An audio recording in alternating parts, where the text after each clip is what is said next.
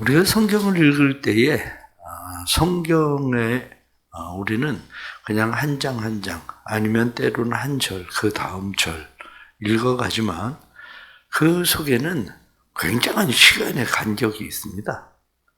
사람들은 성경을 읽으면서 그냥 한 시대의 이야기처럼 그냥 한 때의 이야기처럼 생각할 수도 있지만 이게 큰 간격이 있다는 것은 다니엘서 1장 그러면 다니엘서 1장은 이스라엘 백성들이 1차로 바벨론 포로에 잡혀왔을 때 605년에 일어난 사건이에요. 그러면 다니엘서 3장 이렇게 이야기하면 어제 우리가 말씀을 보았었던 다니엘 3장은 586년에 이스라엘이 멸망을 했으니까 이스라엘의 멸망 바로 그 직전에 그 직후에 일어난 그 사실이거든요. 그래서 586년 이렇게 이야기하는 그 뒤에 아마 585년 이때쯤 지금 기록되어 있는 것이 다니엘서 3장일 거다. 이렇게 보는 겁니다. 그러면 그 다음에 4장으로 지금 오늘 이렇게 말씀이 넘어왔는데 다니엘서 4장은 570년 정도에 일어난 사건이에요.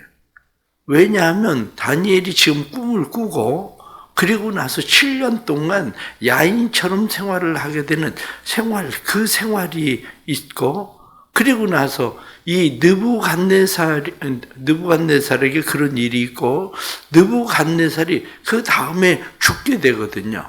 그러니까 느부갓네살이 그 다음에 죽을 때가 언제냐면 562년이거든요.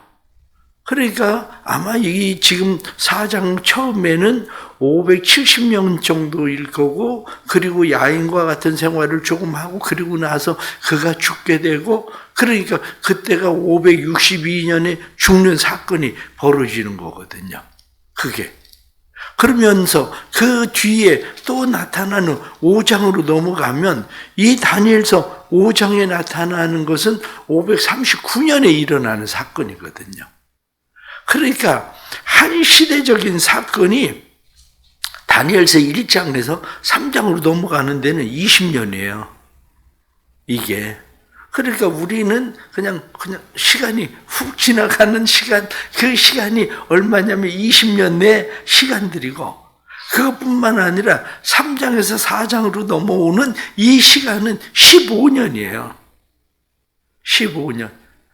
제가 왜 이 말씀을 드리느냐면 다니엘이 바벨론에서 포로로 잡혀왔을 때 20살이 안 됐을 때의 나이일 겁니다. 그러면은 이 전체 시간이 지나가는 시간은 한 35년쯤 지금 시간이 지나온 거예요. 지금 그때부터 1장부터 이 시간이 한 35년 지나왔으니까 다니엘이 지금 나이는 한 50살이 넘은 그런 나이라고요. 이 지금 4장에 일어나는 사건이.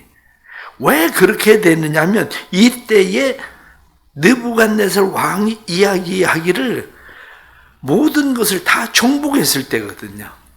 모든 것을 다 정복하고 4절 말씀을 보면 나 느부갓네살이 내 집에 평안이 있으며 내 궁에서 평강할 때에 이렇게 내가 평안이 있을 때, 평강할 때. 그래서 모든 것을 다 정복하고 이 느부갓네살이 사람들에게 이야기하기를 너희에게 평강이 있기를 원한다. 이렇게 말하고 지금 꿈을 꾸고 있는 그 꿈 커다란 나무에 잎사귀가 많고 열매가 있고 그래가지고 그 나무 가지에 새들이 깃들고 사람들이 짐승들이 그 열매를 먹고 이런 느부갓네살의 그늘 아래 사람들이 거주하고 있는데 이렇게 이야기한 거죠. 그런데 꿈을 꾸는데 보니까 한 순찰자가 나타나서 이야기하기를 소리를 지르기를 나무를 베어버려라. 이렇게 이야기해가지고 나무를 베어버렸다는 거예요. 그래 나무를 베어버리고 그리고 새들도 떠나고 짐승도 떠나고 모든 것이 다 떠나고 그루터기만 남게 되었다. 이렇게 말하고 있는 거죠. 그렇게 되니까 이 꿈을 꾸고 난 느부갓네살은 범민이 되기 시작한 거예요. 도대체 이게 무슨 꿈인지 알 수가 없어가지고 이 꿈이 무슨 꿈인가 그리고 성경에 나타나는 말씀을 보니까 5절 말씀에 한 꿈을 꾸고 그로 말미암아 두려워하였으니 곧 내 침상에서 생각하는 것과 머릿속으로 받은 환상으로 말미암아 번민하였노라. 두려움과 번민이 찾아오게 된 거죠. 이 두려움과 번민이 찾아왔는데 이 두려움과 번민에 대해서 해결을 해야 되는데 이 해결자가 없었던 거죠. 그래서 박수와 술객들을 불렀는데 7절 말씀에 보면 그때 박수와 술객과 갈대와 술사와 점쟁이들이 들어왔는데 내가 그 꿈을 말했으나 그 해석을 내게 알게 하지 못했다. 아마 나름대로 해석을 하기는 했을 겁니다. 해석을 했는데 그 해석을 딱 듣고 나서 바로 그거다 이렇게 느낌이 딱 와야 되는데 느부갓네살에게 그 느낌이 안 온 거죠. 그 느낌이. 맨 나중에 온 사람이 누구냐 하면 그 사람이 바로 다니엘, 벨드사살이라고 하는 다니엘이 오게 된 거죠. 그러니까 느부갓네살이 그에게 이야기하기를 너에게는 하나님의 신들의 영이 있는 사람이다. 그래서 말씀에 나타나는 8절 말씀 하반절에 거룩한 신들의 영이 있는 자라. 9절 말씀에도 내 안에는 거룩한 신들의 영이 있은즉 18절 말씀에도 이는 거룩한 신들의 영이 내 안에 있습니다. 거룩한 신들의 영이 내 안에 있으니까 너는 해석할 수 있을 거다. 그러니까 나에게 그 해석을 알게 해줘라. 이렇게 이야기하는 내용이 바로 오늘 성경 본문에 나타나는 그런 내용의 말씀입니다. 이 말씀을 보면서 우리가 하나님께서 우리에게 주시는 말씀이 무슨 말씀인가 하고 우리가 다시 이 말씀을 생각을 해봐야 됩니다. 그것은 4절 말씀처럼 나 느부갓네살이 내 집에 편안히 있으며 내 궁에 평강할 때에 그렇습니다. 편안할 때, 평강할 때. 그런데 이 편안과 평강할 때 위기가 찾아온다는 거예요. 이제 먹고 살만하다. 이렇게 생각할 때 위기가 찾아옵니다. 이 정도 올라왔으면, 이 정도 됐으면, 이렇게 생각하는 그때에 삶의 위기가 오게 되죠. 그래서 사람들은 의외로 많은 사람들이 이제 살만한데, 이제 먹고 살만한데, 이제 쉴만한데, 그런데 지금 이런 상황을 만났다고 사람들은 이야기를 하게 되죠. 그때 사람들은. 그때 우리는 어떻게 해야 됩니까? 바로 성경이 우리에게 그것을 우리에게 말씀을 해주고 있는 그러한 거죠. 외적인 평안? 그것이 진정한 평안은 아니라는 사실을 깨달아야 됩니다. 외적으로는 편안하고 외적으로는 안전하고 외적으로는 괜찮은 것 같은데 그게 진짜 평안인가? 우리는 그런 것을 이야기할 때 팍스 로마라고 이야기합니다. 로마의 평화. 로마의 평화라고 하는 것이 어떤 것이 로마의 평화입니까? 로마의 평화는 힘의 평화거든요. 권력으로 찍소리도 못하게 그냥 다 누르고 있어가지고 그냥 다 쥐 죽은 듯이 그냥 조용하게 그냥 가만히 있는 거. 그런데 그게 평화처럼 보이잖아요. 그런데 그건 평화가 아니라는 거죠. 박스 로마는 평화가 아니에요. 그거는. 왜? 모든 사람들의 자유를 다 뺏어버렸으니까. 그건 평화가 아니는 거죠. 마찬가지로 우리가 이제 평안하다 이렇게 생각을 하지만 육체적으로는 평안할지 모르지만 문제는 어디에 있습니까? 우리의 마음 가운데.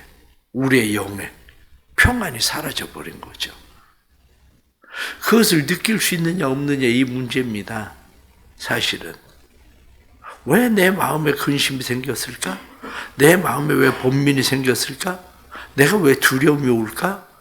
지금 겉으로 볼 때는 무슨 걱정 있는데 뭐가 문제인데 사람들이 나한테 그렇게 이야기하는데 왜 나에게 이런 근심과 걱정과 두려움들이 내 삶을 밀려오나? 다른 사람들이 볼 때는 아무렇지도 않은데 걱정할 거리도 없는 것 같은데 왜 밤새 잠을 자지 못하고 불면증에 시달려야 될까? 여기에 바로 문제가 있는 거죠. 여기에. 그렇습니다. 외적인 평안은 한순간에 날아갑니다. 외적인 평안은 우리가 생각하는 것처럼 그렇게 지속되는 게 아닙니다. 옛날에 어떤 여인이 저한테 울면서 그런 이야기를 해요. 아, 목사님, 이제 먹고 살만한데, 이제 애들 키우고, 이제 살만한데 고생하고 여기까지 왔는데. 왜냐하면 옛날에는 암에 걸리면 죽었거든요. 그러니까 그 옛날에 암에 걸렸다는 이야기를 듣고 저한테 울면서 이렇게 고생해가지고 이렇게 벌어놨는데 이제 내가 가고 나면 딴 여자가 와서 이거 다 누리고 살 텐데 이제 먹고 살만한데 이렇게 됐다는 거예요. 이렇게. 그렇습니다. 외적인 평안이 그렇게 중요한 것만은 아니에요. 그거는 언제 사라질지 모르는, 한마디로 내가 세운 평안은 무너집니다. 내 집, 내 궁. 이렇게 4절에 말씀하신 것처럼 내 집, 내 궁에 평강할 때에. 그렇습니다. 이때에 우리에게 두려움이 찾아오고 번민이 찾아오고 이러한 일들이 생기는 것은 우리로 하여금 하나님께서 말씀하시고 싶은 것이 있던 거죠.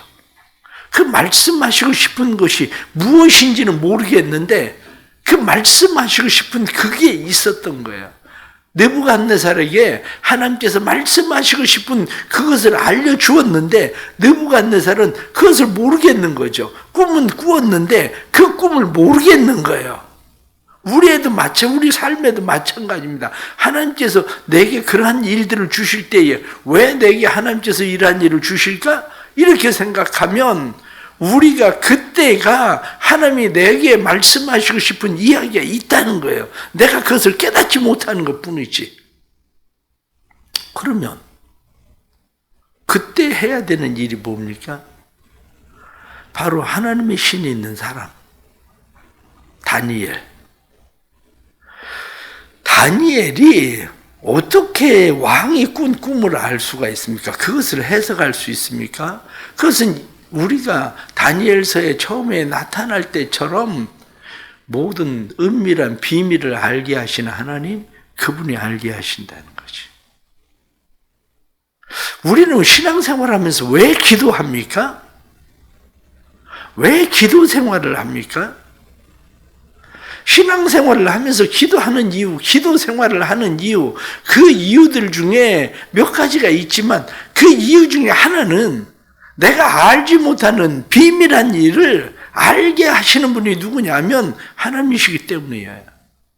너는 내게 부르시지라 내가 알지 못하는 크고 비밀한 일을 내게 보이리라. 성경이 이렇게 말씀한 것처럼 그것을 알게 하고 보이시는 분은 누구냐면 그분이 하나님이시니까 기도하는 거예요.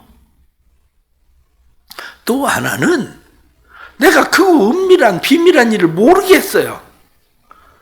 은밀하고 비밀한 일을 모르겠지만 그 일을 하나님 앞에 맡기기 위해서 기도하는 거예요. 기도라고 하는 것은 내가 그것을 꼭 알아야 되는 것만은 아니에요. 내가 그것을 꼭 알아야 되는 것이 아니라 내가 그것을 알지 못해도 그것을 하나님 앞에 맡기기 위해서, 하나님 앞에 맡긴다는 이야기는 내가 하나님 안에 있으면 그게 맡겨지는 일이거든요. 아이들이 미래에 대해서 다 걱정합니까? 그걸 아이들이 다 알아야 되나요? 그렇지 않아요. 아이들은 몰라도 상관없어요. 몰라도 상관없는 것은 아이들은 부모 안에 있으면은 그냥 해결되는 문제지 다 알아야 될 이유도 없어요. 기도 생활을 한다는 이유는 바로 그거예요. 내가 기도 생활을 하는 것은 하나님 앞에 맡기기 위해서지. 그런데 문제는 또 어디 있습니까?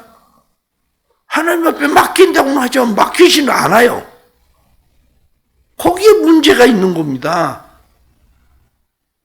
내가 알고 싶기는 해. 그래서 알려고 노력은 해. 애는 써. 그런데 몰라. 그러면 모르면 어떻게 합니까? 모르면 차라리 맡겨.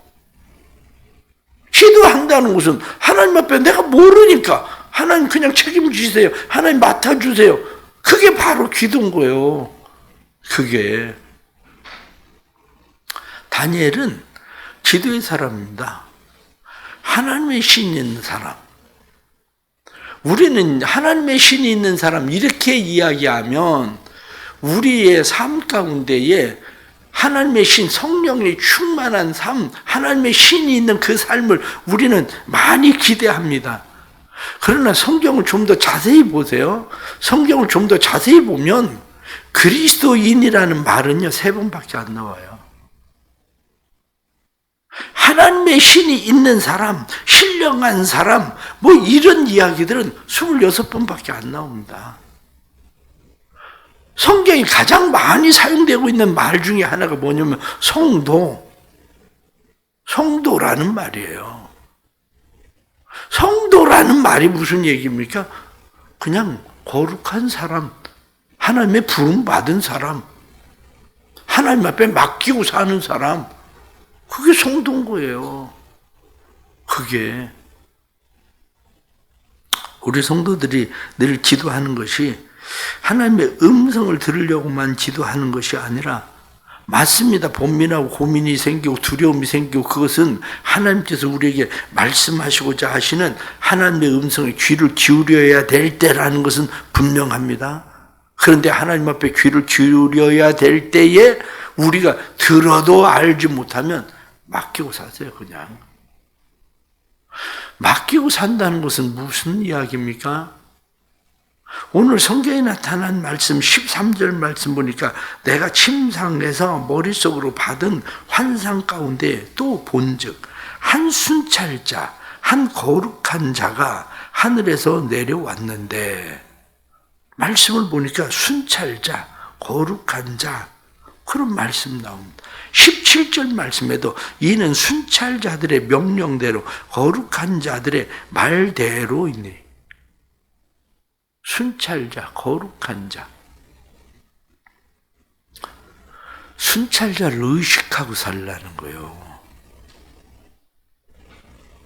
고민하고 번민해야 될 때에, 우리가 두려움이 찾아올 때에 왜 이런 일이 생기지? 하는 일이 생길 때 평안하고 안전하고 이제 먹고 살만한데 이제 괜찮은데 왜 이런 일이 생기지? 라고 말할 때에 그분을 의식하라는 거예요.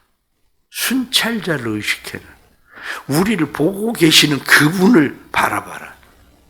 그 얘기거든요.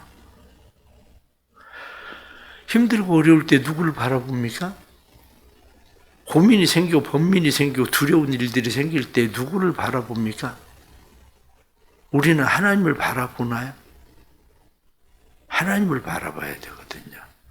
우리의 순찰자, 우리를 감찰하시는 분, 그 감찰하시는 그 하나님을 바라보고 그분을 신뢰하는 삶. 지금 오늘 성경이 우리에게 말씀하고 있는 것이 바로 그것을 이야기하고 있는 겁니다. 그렇습니다. 오늘도 주시는 이런 말씀들 생각하면서 우리의 삶은 지금 편안한가? 안전한가? 편안하고 안전할 수 있습니다. 그런데 편안하고 안전할 때에 해야 되는 일은 뭡니까? 다음 뒷장에서 다시 말씀은 드리겠지만, 편안하고 안전할 때 아무것도 하지 않는 것이 더 큰 죄예요. 아무것도 하지 않는 거. 내가 편안하고 안전하기 때문에 아무것도 하지 않는 거. 의외로 많은 사람들은 편안, 평강, 안전, 그것을 어떻게 생각하냐면 아무것도 하지 않아도 되는 때, 이렇게 생각하거든요. 그런데 그때는 아무것도 하지 않아도 되는 때가 아니라, 그때 바로 하나님을 의식해야 되는 때, 순찰자를 의식해야 되는 때, 그렇게 말씀하는 거죠. 우리는 각각 자기 나름대로의 한계가 있습니다. 자전거를 탈 수 있는 사람, 자전거를 타는 사람이 아무리 뛰어봐야, 아무리 힘써 굴러봐야 자동차를 어떻게 따라가겠습니까? 자동차를 그렇게 뭐 카레이스처럼 막 쉥쉥 달려도 비행기를 어떻게 쫓아가겠습니까? 각 사람마다 자기 수준이 있는 거예요. 자기 수준.